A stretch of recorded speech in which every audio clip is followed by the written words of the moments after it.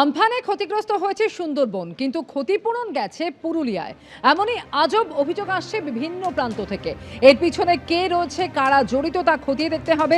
সড়ক পঞ্চায়েত মন্ত্রী দিলীপ ঘোষ। মমতা বন্দ্যোপাধ্যায় সারা পশ্চিমবঙ্গে টাকা বিতরণ করতেন। সুন্দরবনের ক্ষতিগ্রস্তরা আজ অব্দিও ক্ষতিপূরণ পায়নি।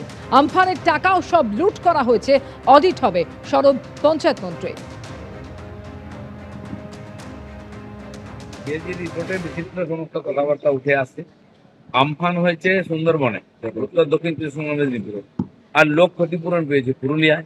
এরকম আজব ব্যাপার তথ্য আসছে সব, এবং এর পিছনে কে আছে? মমতা ব্যানার্জি বোধহয় সারা পশ্চিমবাংলায় টাকা পয়সা বিতরণ করতে, আর যে বেচারাদের বাড়ি ভেঙেছে সুন্দরবনে তারা এখনো ক্ষতিপূরণ পায়নি।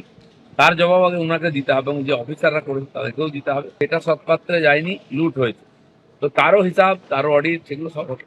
অভিষেক বন্দ্যোপাধ্যায়ের সেবাশ্রয়ে দুর্নীতির অভিযোগ। রাজ্য মেডিকেল কাউন্সিলে গেলেন অভিজিৎ দাস ববি।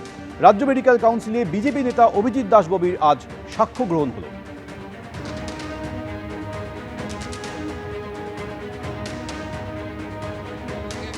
যেটা মেইন আমি চাপ দিয়েছি আর কি, যে পিসি অ্যান্ড পিএনডিটি অ্যাক্টকে ভায়োলেট করে ওইখানে যে পোর্টেবল মেশিনগুলো ইউজ করেছিল সেইগুলোর বিষয়ে তদন্ত করতে, যে ওখানটায় ভ্রূণের লিঙ্গ নির্ধারণ করা হয়েছিল কিনা, এবং এই সেবাশ্রয় ক্যাম্প একটা বেআইনি মেডিকেল ক্যাম্প, সেটাকে ব্যবসায় রূপান্তরিত করে কোটি কোটি টাকা অভিষেক ব্যানার্জি উপার্জন করেছিল কিনা। আর সেকেন্ড পয়েন্ট যেটা হচ্ছে যে যারা এর সঙ্গে এক্সট্রা মেশিনটাও রয়েছে, ওটা অ্যাটমিক এনার্জি রুলসকে ভায়োলেশন করে, কমিশনের রুলসকে ভায়োলেশন করে কী করে এক্সট্রা মেশিন ওখানে ইউজ করা হলো, কারণ ওতে প্রচুর রেডিয়েশন হতো, এটা পারে না তো পারমিশন ছাড়া।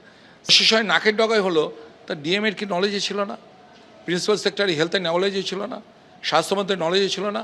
সেই জন্য তদন্তের সুবিধার জন্য এবং তাদের ভূমিকা কী ছিল, প্রিন্সিপাল সেক্রেটারি নারায়ণ স্বরূপ নিগম, দুজন ডিএম ছিলেন, অরবিন্দ কুমার এবং সুমিত গুপ্তা, এবং মাননীয় স্বাস্থ্যমন্ত্রী তৎকালীন মুখ্যমন্ত্রী মমতা ব্যানার্জিকেও তদন্তের আওতায় আনতে বলেছি।